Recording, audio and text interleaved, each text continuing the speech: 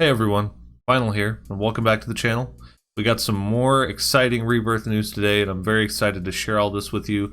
We're gonna start by just kind of glancing through a little bit of this article here, because I guess Naoki Hamaguchi, said some stuff about Rebirth as it's coming out in February, so, you know, and Tokyo Game Show is happening right now, and a lot of this information is coming from there, I believe. And after we take a look at this very briefly, then we're going to break down some gameplay footage that was captured by Maximilian Dood on the Rebirth demos, because I guess there was two of them. There's one for the Nibelheim flashback at the beginning of the game, and then there's one for a part of the Junon area. So we'll take a look at that. I'm going to break it down bit by bit, and I'll even share some of the insights of what Max said about it. But yeah, so let's just hop right in. So the first thing that I found that I noticed that was pretty cool, pretty exciting. I guess Hamaguchi was stated as saying that that the world map will be seamless travel. Because if we go up here, he says, yeah, so the world is a lot bigger in Final Fantasy VII Rebirth, packing in nearly 100 hours of adventure. I think we all already know this. The main reason why we want to focus on exploration is because that's the experience players have with the original Final Fantasy VII when they were out roaming. Revealing that the first game faced some technical limitations with a smooth open world integration, but that won't be an issue here. The upcoming JRPG features a seamless map where all the different continents, towns, and dungeons are all part of the same game space, allowing ease of travel between them. In Final Fantasy VII Remake, the navigation involves a multi-step structure. Once a place of interest is found, a little icon will pop up and players can transfer to a different map and progress as intended. So he's talking about Remake Part 1, and that is how it was. It was like kind of like fast travel, loads you into the new area, right? But yeah, he says here, it would have been easier to create, say, a hub portal area where you select a map and travel there before going to a different map. But we thought that I like that. But we thought that the approach really wouldn't give you the feeling of scale of exploring this massive world.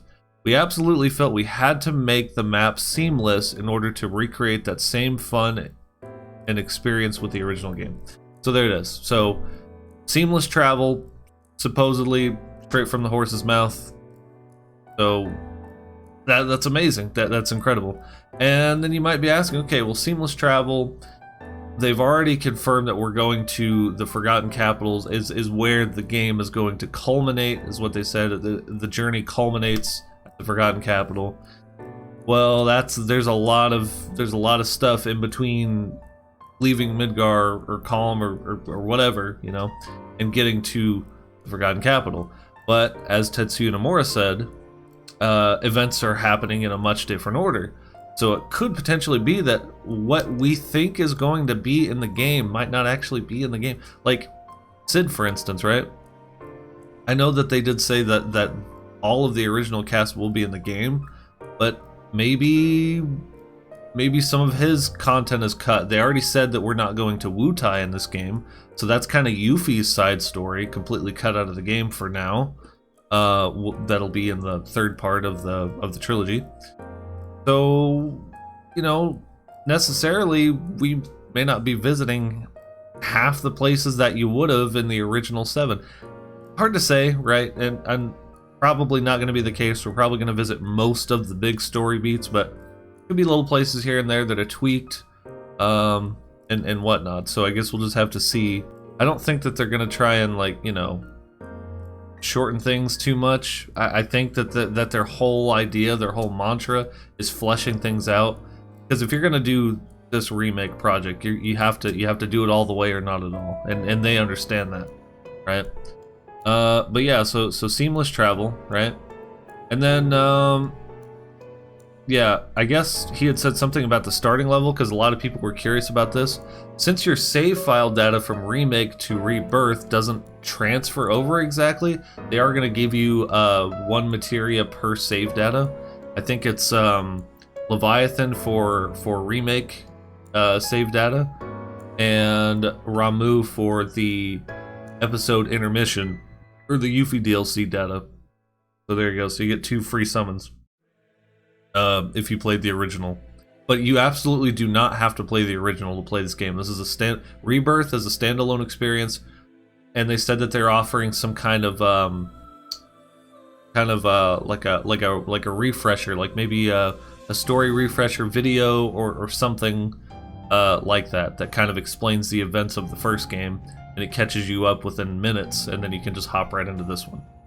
But yeah, so anyway, starting level, right? He said, yeah, we wanted to make each game also work as a standalone gameplay experience, so players who want to join the series from halfway can do so without feeling left out. You'll just have to start over and collect your stuff again. But what's interesting here is the level you start out in Rebirth is not 0 or 1. It's based on the level players in the original Final Fantasy VII would be when they left Midgar, which is when Rebirth begins, so it's aligned in that way. And notice how it doesn't say exactly what the starting level is, but I gotta be honest with you folks, I just finished playing through the Midgar section of original Final Fantasy VII right here on my channel. You can go check it out. It's called Final Fantasy VII Refresh. Shameless plug, but it's basically just a shortened, very heavily edited playthrough to just kind of give you a review of the ideas of the original game. And the first part of that is out now. It just covers Midgar, much like part 1 of this remake trilogy did. But yeah, you leave Midgar anywhere from level 13 to 15, but I don't think that they're gonna want to like start you on like a weird, you know. I think they're gonna start you level 15. That's my best guess, and I'm pretty sure anybody who's played original 7 can probably agree. Level 15 is most likely going to be where they start you off at. So there you go. I would place my money on about level 15 being the starting level. All right, now there's one more thing that I'm going to talk about, and just real quick before we get into the actual footage, which I know you're all dying to see. And by the way, I'm going to put something at the beginning of the video. I'm saying it now so I don't forget. But if you don't want to see any of this information, you just want to skip straight to the breakdown of that footage from Maximilian Dood, there'll be a timestamp right at the beginning of the video telling you to skip to whatever.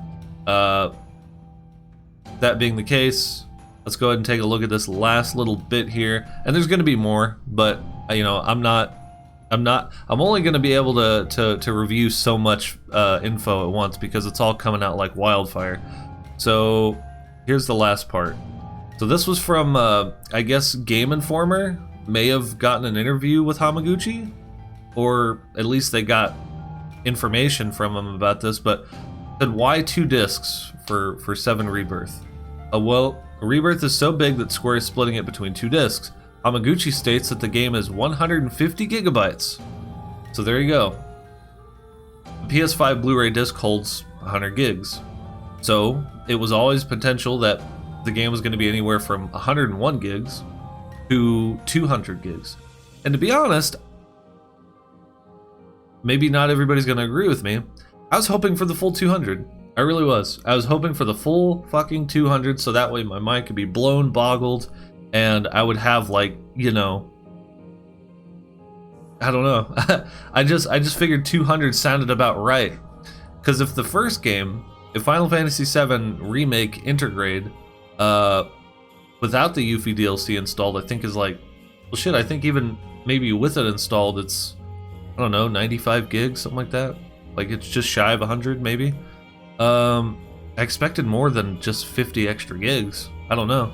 It just seemed like for a game that's supposed to be double the size in every way, it should be double the size and storage capacity. But hey, maybe that's modern technology working for us, you know? Maybe they can have double density of content that takes up less space, which is wonderful because that's where we need to get to anyway. Because these games are starting to get so big now that you have to install like an extra SSD or have an external hard drive available. But yeah, so let me finish reading this real quick. So you won't be swapping discs like fans did with the original game. talking about OG Final Fantasy VII. Due to the PS5 architecture, players will first install the entire game by inserting both discs. After that, only one of them will be needed to play the full game.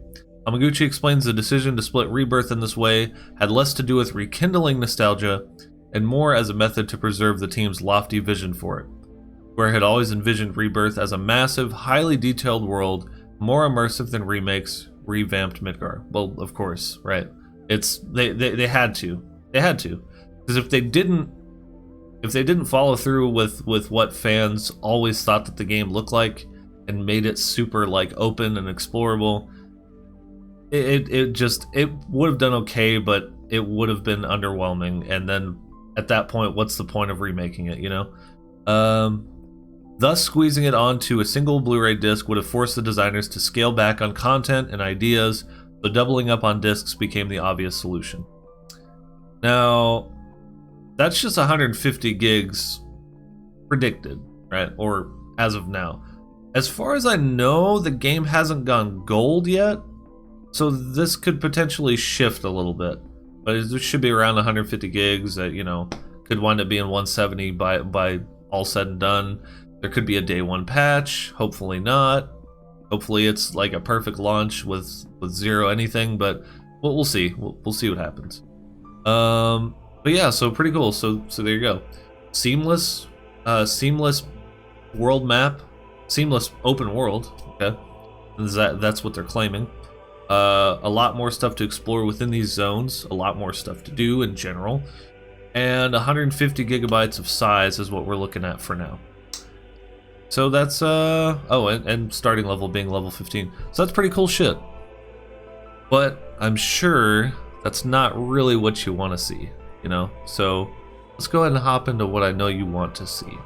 All right, well, here's the footage of the two demos. The first one being the Calm flashback, where it covers the events of Nibelheim. Cloud and Sephiroth here.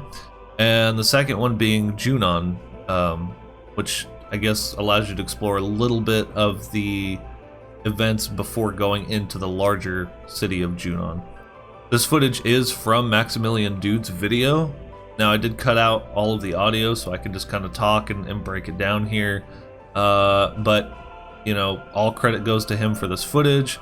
I will post something on the screen to show you how to spell his name. Go subscribe to him. Great guy. Probably the best Final Fantasy VII creator out there when it comes to news and just general hype around the game. Like, it's insane. So yeah, go subscribe to him. I'll also put a link in the description down below for his channel and the original video that this came from. But anyway, yeah, let's hop right into it. So you can see Cloud here. I've always wondered, how does materia let you cast spells exactly? This is just like in the original, you know, Cloud says that he doesn't really understand how materia works. And how did you ever get to be in Soldier? Okay, so Sephiroth's like mocking him. And you can kind of see like right off the bat. Okay, to put it simply, the knowledge of the ancients is sealed within each orb. Yeah. But if we just go back, so this little thing that Cloud did here, right? That little right? That's not his emote. That's someone else. That's like, you know, Cloud from Remake. If you don't know him from the original at all, that is not something that he would ever do. There is a character that does do that. There is a character that does do that mannerism, but not Cloud.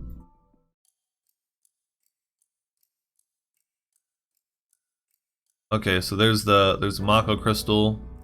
I guess they're everywhere because they're in, you know, they're in the Mount Nibel caves. Mount Nebel. I guess if it's Nibelheim, then it should be Mount Nebel, right? But it's weird because I say both. I say Nibel and Nibelheim. Okay, so right off. Okay, we gotta go back. We gotta break all this shit down. So he picked up a materia, right? And here's what's interesting about it. Notice how it says an orb of HP up materia 3-star. Interesting. Interesting. So you can actually pick up leveled materia instead of just, you know, flat out level 1 materia, you can pick up 3-star. So that being the case, it's possible that all materia in the game will be 3-star to start with. It's hard to say though. Okay, you got some fighting, of course. You see Sephiroth is playable in the flashback, so there you go. Everybody who was wondering about that, it wasn't even a question for me. I was sure that he'd be playable. Okay, so I moved myself over a little bit because I didn't want to be in the way of stuff and things. You want to see all the fancy UI shit, I'm sure, just like I wanted to. But yeah, so you can see here, you know, Sephiroth's got his own attacks, of course, and you got your little key here to help you understand, you know, how to play the game. Which characters warp, which I guess he can, instead of dodge rolling, he warps. Not really a shocker, it is Sephiroth after all. Retaliation stance / synergy skills, I don't know what that means, but that's interesting. Okay, pretty good XP and gil earned from here. Now here's this interesting thing. I guess now the Max is saying that the big new thing in Rebirth is verticality, right? So they're really pushing the boundaries of climbing things to explore. And you can see, I guess he said that it's the circle button when you come up against a wall like that. If it's scalable, you press circle and you'll climb. So yeah, so that's pretty neat. Of course, you got Cowboy Tifa there. First strike. Guessing that just means you approach the enemy from behind, which might give you... Now let me go back here. See, it did say first strike, but I would figure it would have popped up saying something about, you know, what first strike is, it being the tutorial and all, but I'm assuming all it means is when you approach enemies from behind and it says first strike, if you can attack them before they notice you, you probably get some kind of damage bonus or something. Just like, you know, the first strike materia from original 7.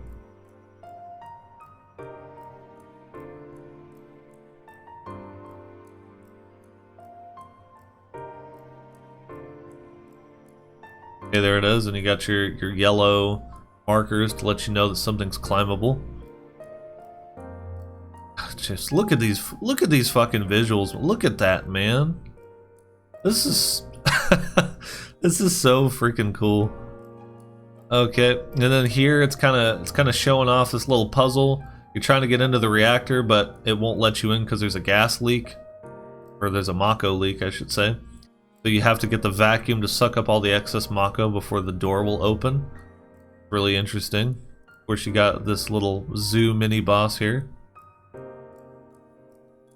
And then you really get to see like what Cloud and Sephiroth can do. Right here. Yep. So Sephiroth's a beast. No real big shocker there.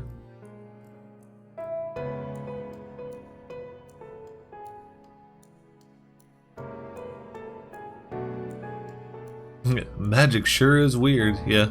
Alright, and then here's where it gets really interesting. So they're fighting the Materia Guardian, which is the Materia Keeper, right?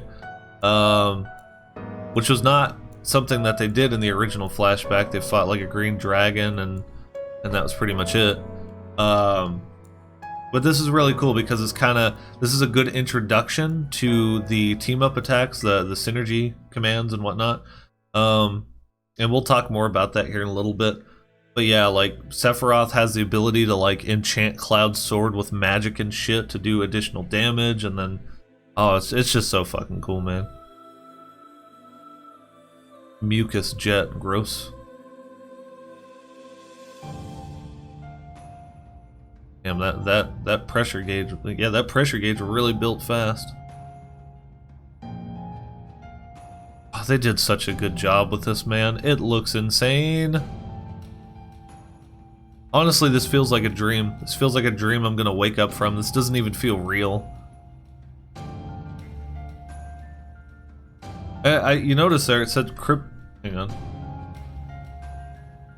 It says you crippled the left foreleg. That's interesting. That's interesting. So, probably on certain bosses you can attack very specific things. Didn't really look like they were aiming for a leg, but I guess that just happened. That's kind of interesting. And then, yeah, there's the magic-imbued sword.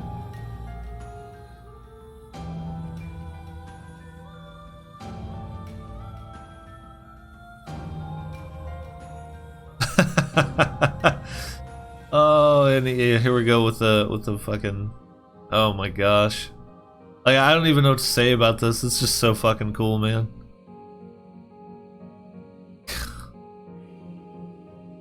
Insane.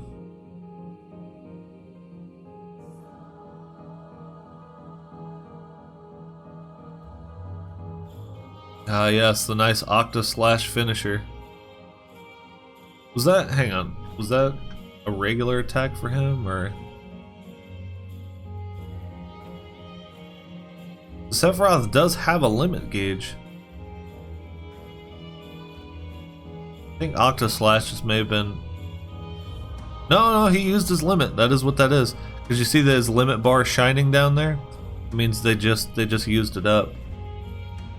Yeah, so that is his limit, Octa Slash. Damn. Okay, so that's interesting. You see how it says Cloud is level 37? Weird, because I was saying earlier that the starting level would probably be like 15.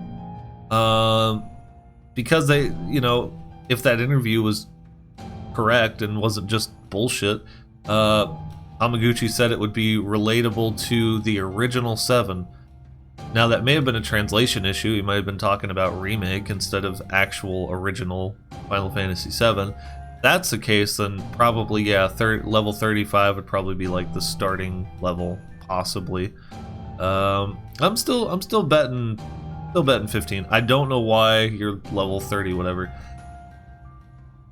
It's hard to say. Maybe they beefed up the levels and stats to make the demo like more easily played, but it'll be more challenging when you actually get your hands on the game because you'll be lower level. Like Sephiroth, I think originally in this flashback, Cloud was level 10 and Sephiroth was level 50, right? Yeah, I think so. No, Cloud was level 1 or something like that. Shit, I don't remember. I'll put it up on the screen if I can find it. Anyway, yeah, let's continue here. I'm getting wrapped up in small potatoes, but I can't help it, you know. My brain's just addled. I can't think straight. There's so many cool things on the screen. And see, this part's so cool because look at that right there, dude. Everybody was worried that Square wasn't gonna do Baby Cloud justice. They'd be like, oh, they're not gonna make him look younger for the flashback. They're just gonna probably. I literally heard people say this. I'm not gonna drop names, but I heard people say, they're just gonna reuse the same asset and maybe change his clothes, you know, from adult Cloud, and that'll be that. Dude, 16-year-old Cloud right there, alright? So, it's clear that Square Enix cares about the little details because they want to give the most faithful and insane remake that the world has ever seen, and here it is.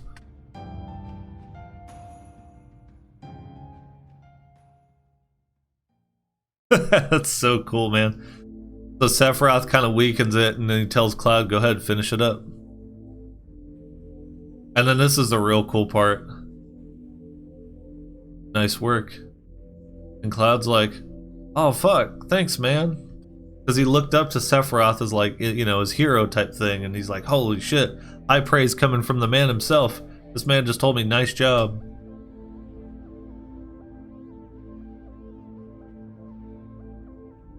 Okay, so here's the Junon part of the demo.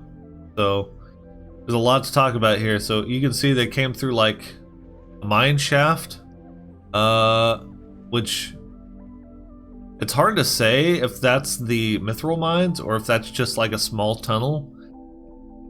Things are not going to be exactly the same as we remember them. I think even geographically they changed a lot of stuff to make it make more sense because some of the flow of the world map in original 7 didn't exactly make the most sense. So yeah, so it's hard to say where they're coming from. It says workers, comply, area support, something, safety equipment. Okay, so we talk about workers, safety equipment. It's possible that they just came straight out of the Mithril mine, which would be really interesting because there was a whole area of like open land when you got out of the mine that you had to cross, and Fort Condor was on the way to Junon. But because, as you'll see here in a little bit, Red 13 talks about the legend of an island with a Mako reactor with a big condor on top of it, and he says, like, as far as I know, there's no way to get to the island, and so we're not even going to see it, right? We're potentially not even going to see Fort Condor in this game, or at least not right off the bat. It's not going to be between Mithril Mines and Junon, so I'm assuming that's the Mithril Mines. Sorry, I'm overanalyzing the shit out of this. And then of course you got the Sephiroth clones over here. Or the Advent children, or the fucking whatever you want to call them, right? Yeah, then this shit right here, right? Fucking Big Bird just comes down and takes one off. Just like, I'm gonna grab this for food. Tifa's like, oh my god, and Barrett's like, he ain't gonna be in the sequel. Yeah, it's fucking bizarre.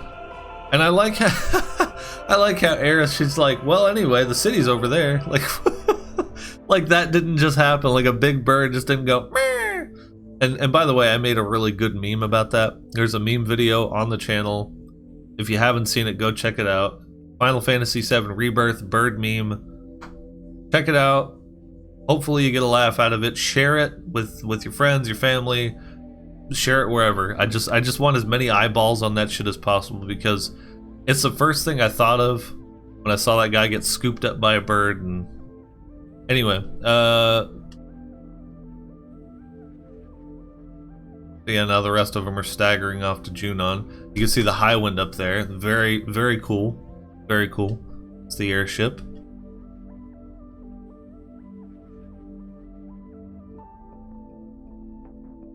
Yeah, and then so from what Max said, this is a very heavily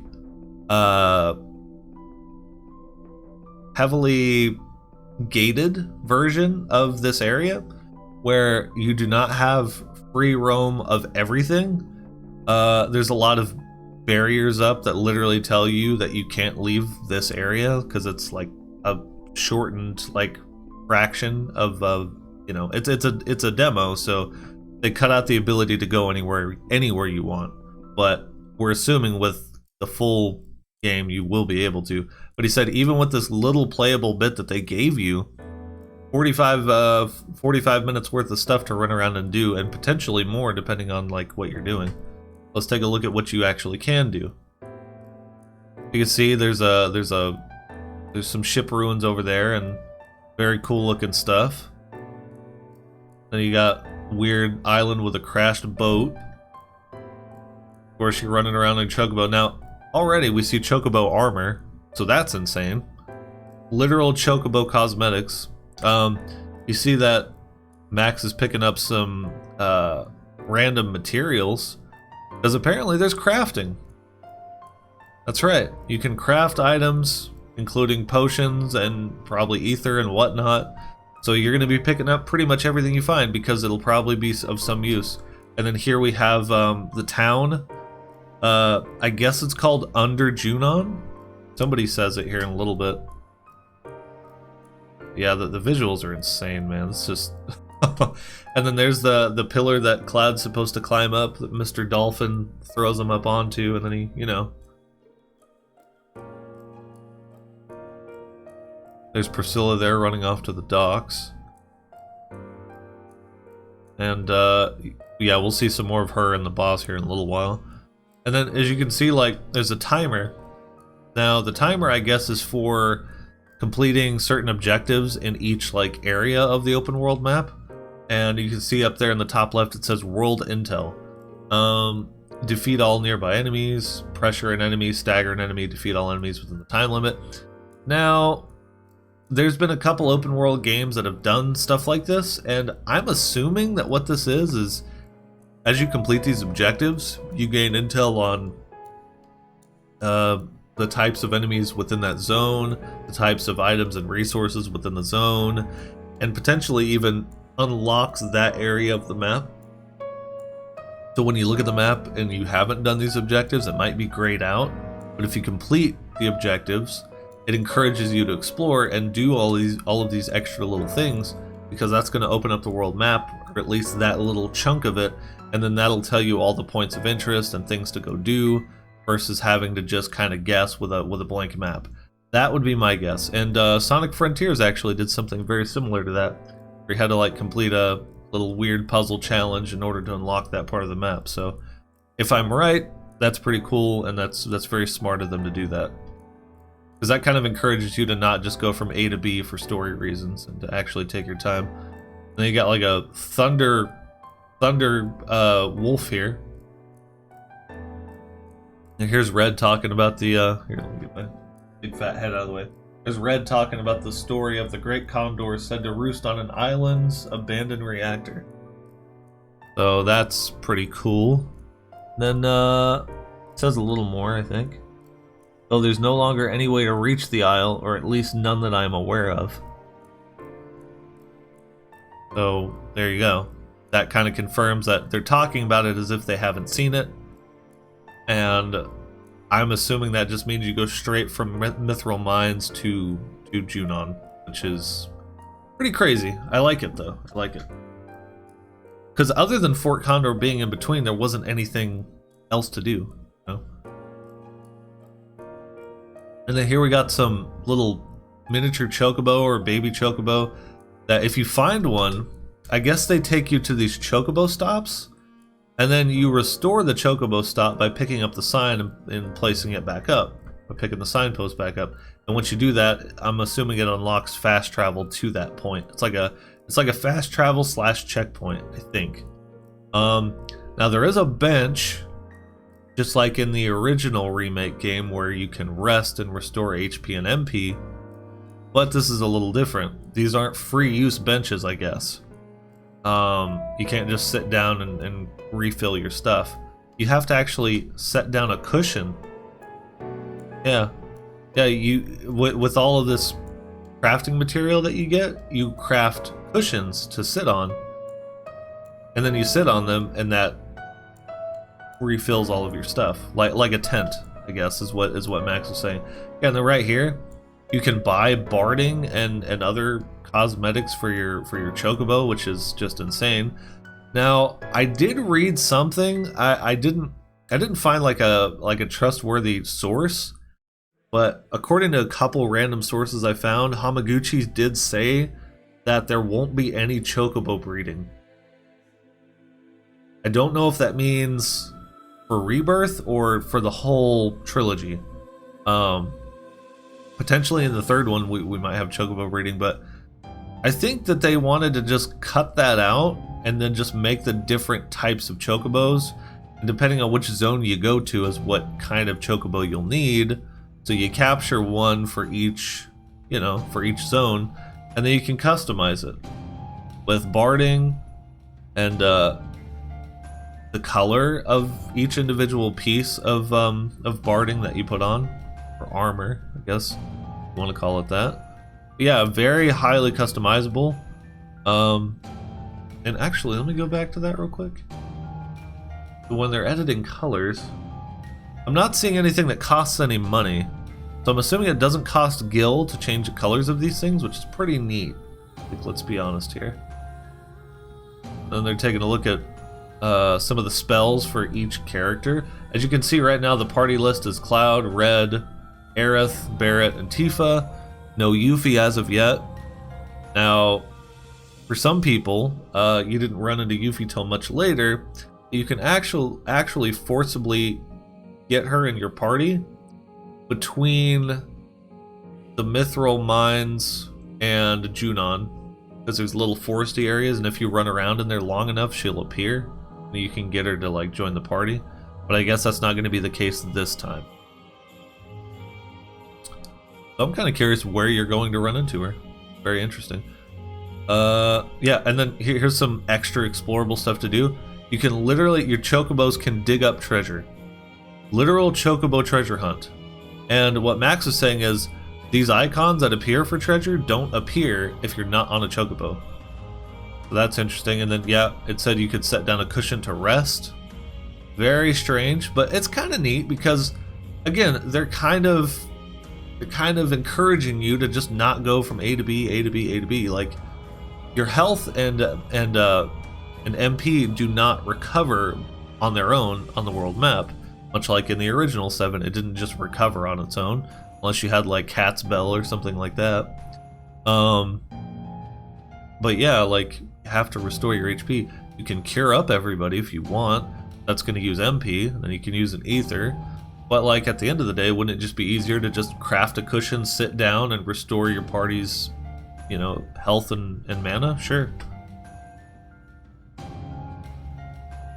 And yeah, like, seemingly whatever kind of chocobo you need for each region, you can just call them. As soon as you catch one, you just call it.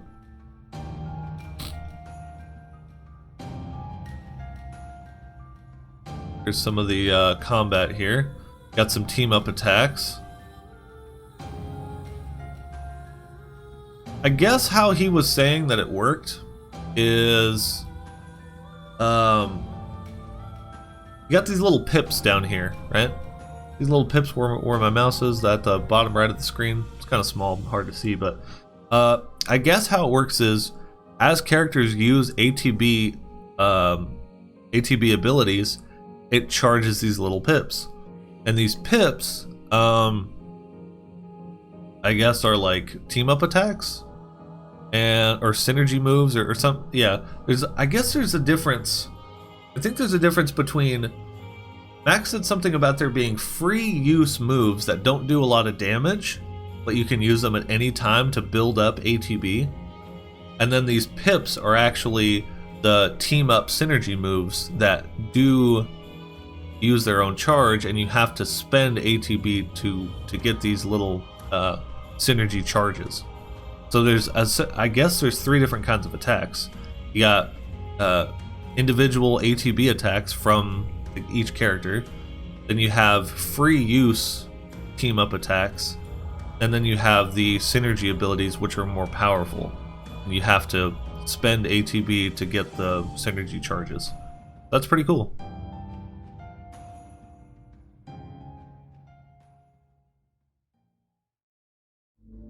This is insane. This isn't real. This is fake. It can't be real, man.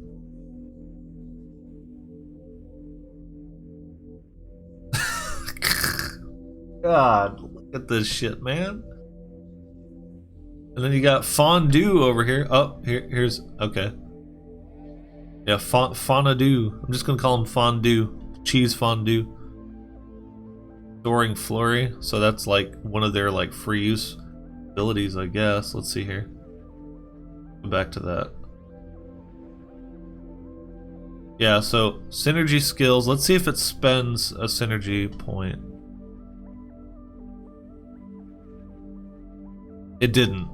It didn't spend a synergy point. That's interesting. I wonder why that is. That may have been one of the free use skills that he was talking about.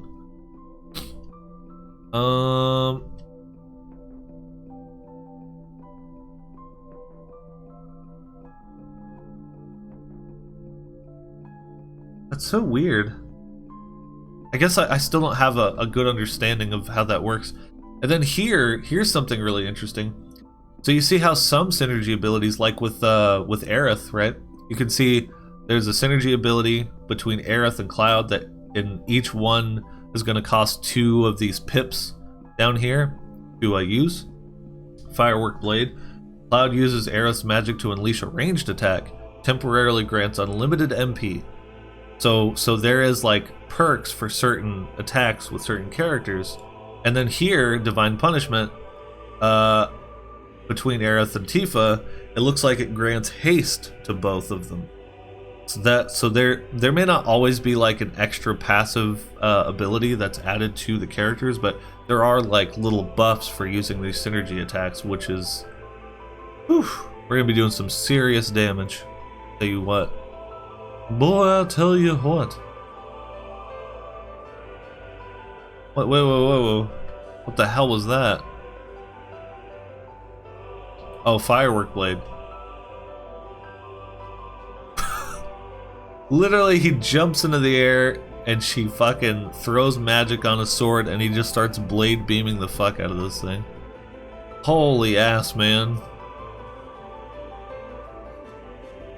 Yeah. Okay, there it is. Fiend Sighting 4, Voltaic Canine. So, I guess... All that was glorious. I can't give you full marks. Objectives yet remain. Yeah, so my... appears like in the original footage, it appears like it's an AI that has something to do with your world traversal. Because remember in the original remake how you speak with Chadley?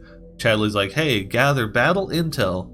You go and you know, assess the monsters, and he's like, hey, congratulations, you did it. Here's some materia that you can buy from me now. It's gonna be like that, I think, where the more of this stuff you do, you complete these objectives, you build up your world intel, and that's the new battle intel for Chadley. And then I'm assuming as you build these up, you're gonna unlock more higher level materia, including extra summons and stuff. So this really encourages you to get out there into these open world areas and really do this shit. If you want like the best stuff, that's how it's gonna play out, I believe.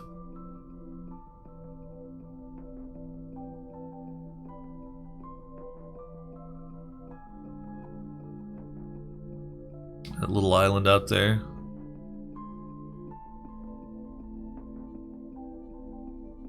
Of course, now we get a little bit of the taste of the bottom swell boss fight, and it seems like they may have renamed a lot of this stuff, because he's not called Bottomswell, he's called Terror of the Deep here. You can see the fight is very similar to the original in 7. You got people getting trapped in bubbles. You have to break the bubble before they take damage or drown or whatever. It could be an instant KO if you don't pop the bubble in time. And then here's something that's really interesting. So people asked Max in his chat last night when he revealed this for the first time, this footage, can you party swap at will? Well, during a boss fight, can you just dip Aerith out and bring in Red? Or can you dip out Tifa and bring in Barret? Just instant, right? And he says, not as far as the playable demo was concerned. But, do keep in mind, he said, Square Enix told him that this was an older build of these areas that has been around for a while, is the words that they used. So it's an older build that's been around for a while. So who knows what changes to these systems could already be in place. But you know, they don't do nothing, because as you can see back here, you see here on my mouse, that's Barret and Red 13. They are attacking from the background. He's shooting his gun, and I don't know what Red's doing, but you know, they do help. They just don't do much. They're doing like very, very minimal damage, not using any abilities or anything like that. So they are actually assisting in the battle, according to what Max was saying. That's interesting. There's that divine punishment.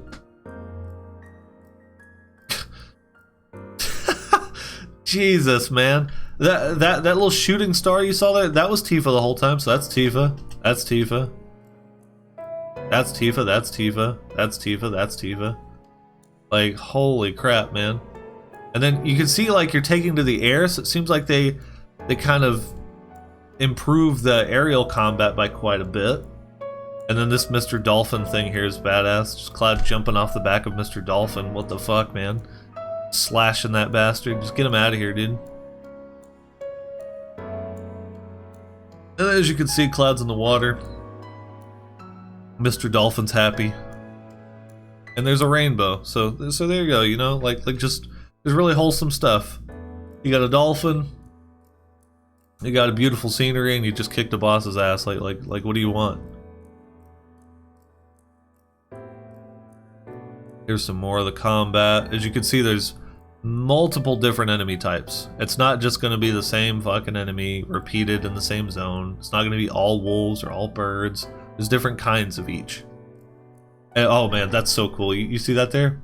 That's a badass team-up attack. I think the Barret Red attacks are going to be some of the sickest ones. He literally... He blasts it a little bit, right? And then he picks up Red and just fucking chucks him. He literally just chucks him at the boss. Like, what the actual shit?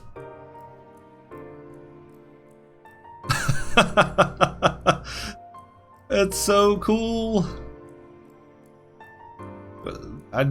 These could be wild chocobos.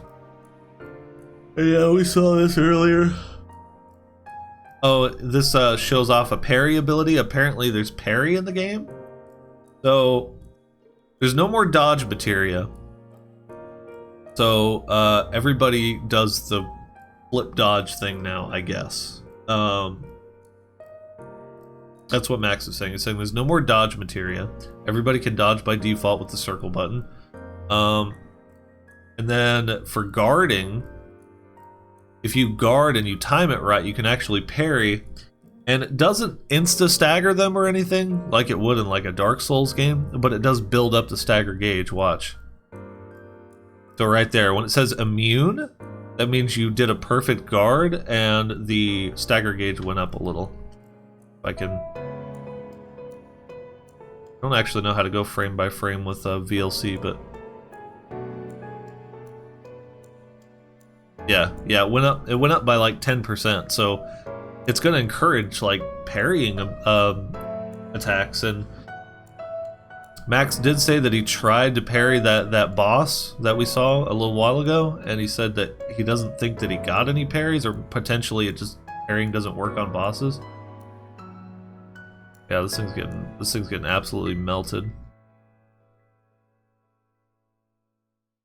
Area of interest discovered. So okay, so just walking around you discover areas, and then when you discover the areas it gives you more world intel objectives to do for that little bit. But this is just one tiny little section that he said was all closed off by borders. Like it wasn't a massively open zone, because it's a demo. They don't want to show too much, right? They want to give you like a little taste. But look at all the shit that you can do within this little area. It's insane. And with them talking about seamless travel with the world map and all the different areas, like, holy fuck, man. Oh yeah, that's something interesting too. So he was saying, Max was saying that he kept trying to morph enemies because the morph material was part of this demo. And what morph does is it transforms a heavily injured foe into an item. It says right here at the bottom. But it has to be heavily injured is how it works. And he said every time he used it, even when they had this much health, right, the thing is almost dead. Like it's got like less than 10%. That's like probably 5% health or something. I don't know. It should be able to be morphed, but he claimed that he tried it over and over and over multiple times, and the morph materia didn't work. So it's possible that it was in the demo, but it just wasn't coded to work. Because like you said, this is an early build that's been around for a good while, so it's possible they hadn't even worked on the morph materia. It was just there in the UI as a placeholder.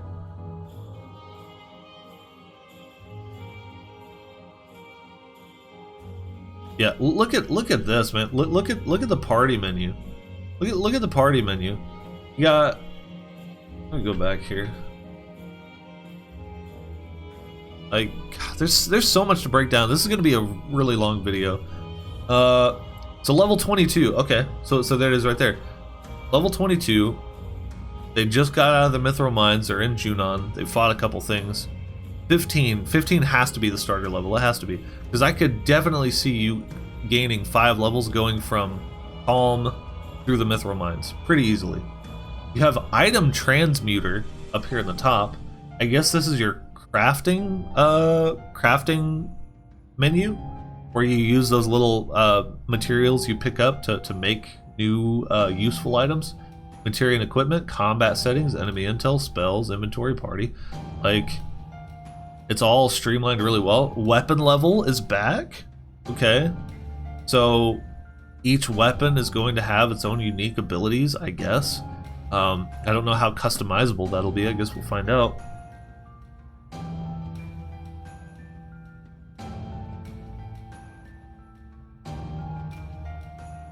Okay. I'm trying to...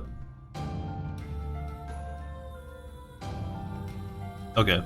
There we go. So Cloud has the Buster Sword, Alpha Dunk, Bangle, and Power Wrist Guards. Now, Buster Sword, you know, originally has 2 slots for materia, but you can see that you are going to be able to level it all the way up to full 8 or whatever, probably just like Remake Part 1. And then he has 2, what are these called? Command materia? Yeah, 2 command materia, so that's Power Wrist Guards, and what else we got here? Gold Coral Armlet, Guard Stick, Earrings. So these are all starter weapons, by the way. That's kind of weird. But it actually kind of makes sense, because think about this for a minute. Everybody knows that at the end of Remake Part 1, we were way overpowered. Like, way the fuck overpowered. We were literally fighting Sephiroth, which we shouldn't even have a chance to do until the end of Final Fantasy VII. But we were literally fighting him. Way overpowered. So what did they do? They altered fate. They found themselves transported outside of Midgar. They didn't have to do the whole thing where they were looking down from the highway and they had to climb down, walk over, whatever. They were just on a mountainside, like half a mile away from Midgar. It's reasonable to assume that because they altered the flow of time and they altered destiny, they lost a lot of their abilities. Like when they were super overpowered at the end of Remake, they lost a lot of that. They forgot a lot of their abilities. They lost a lot of their materia or magic, and potentially their actual physical equipment they had is now gone. So they have to start with their base stuff again, which is interesting. If you think about it, it actually makes sense. Aerith materia cannot be changed at present. I think that's just for the demo. They didn't allow you to like swap out materia. Yeah, so you couldn't swap out materia for this demo, but you will be able to with the full game. Auto weapon ability. What is this? Allows an ally to automatically use weapon abilities when not actively controlled during battle. Applies to weapon abilities assigned to command shortcuts. Oh, that's cool. Okay. So they can. So okay, yeah, I got it. That's actually very, very useful. You will probably need that. You might need that on every character, so that way you're doing max damage. Let's say weapon ability. Does that mean ATB abilities? I don't know. I'm not sure. I need more info. Yep, first strike. You can see, like, there's all different kinds of enemies to fight. And then here's the world map. This is not the entire world map either, I don't believe. But you can see how small Cloud and Party is. This is the main story objective for the under Junon village. And the rest of this stuff is not filled out because, well, shit, I mean, it's not filled out because this is the only playable area of the demo. You see how small this is. And this is the first continent right here. This is not the whole world map. This is the first continent. So Midgar would be... That's really hard to say. Midgar's like up here somewhere, I think. Something like that. And then Calm is like over here. You got Chocobo Farm. And then you have Mithril Mines, and then you come out the other side of Junon, I guess is how it's set up. There's little blue markers here, so that's interesting. But yeah, look at how fucking big. And then this is the entire map. I can't believe they actually let you see this. That's insane. I believe this is the entire map. Let me take a look here. Yeah, this doesn't exactly look like... This doesn't match. So it's hard to really say where we're at. Because Junon, you can see, is right here. Can we zoom in on this? How do you...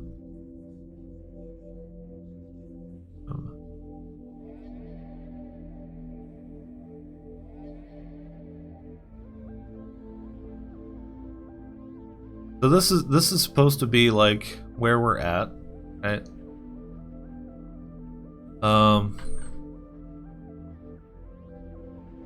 And this is, yeah, I don't think that's the whole world map.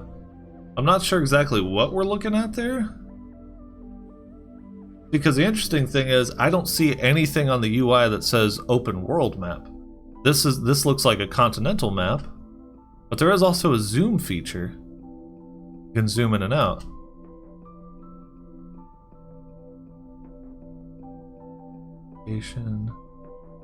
Yeah, it's hard to say, because like I said, I'm pretty sure they changed the geography of the game. It's not going to be the same geographic layout. So yeah. Then you're following the little chocobo to the next chocobo stop. Amazing. Absolutely incredible. I don't know why they have little pumpkins on their butt. That's interesting. Maybe they're not chocobo. Maybe there's something like chocobo, like they're a distant cousin or something. Why would they have pumpkin butts? Or maybe it's just a bare ass with no chocobo feathers, because they're babies. I have no idea.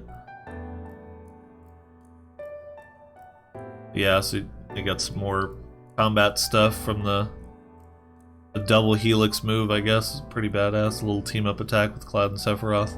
But the last thing I really wanted to highlight, I guess, skip towards the end here.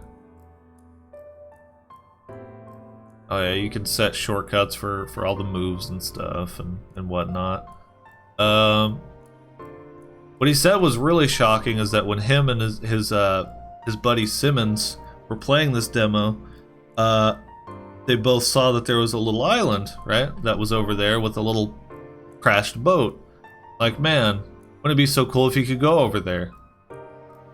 And he's like, fuck it, let's give it a try. Thinking that there was going to be a barrier because, you know, water's always a barrier. They literally hop down.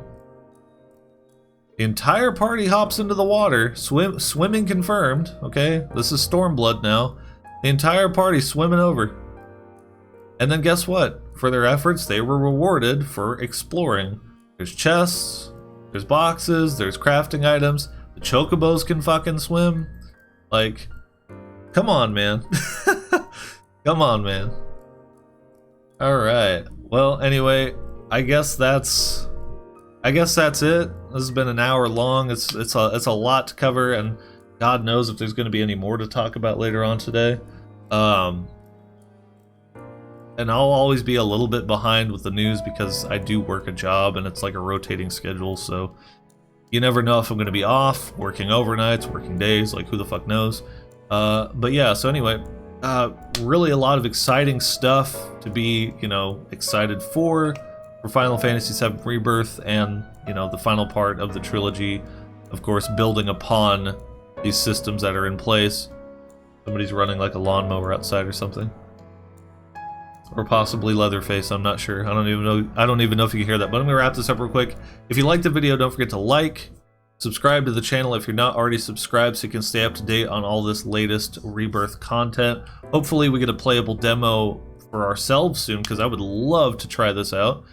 And yeah, thank you very much, Maximilian Dood, for making the content that you do and being who you are. You're an amazing dude, and shine on.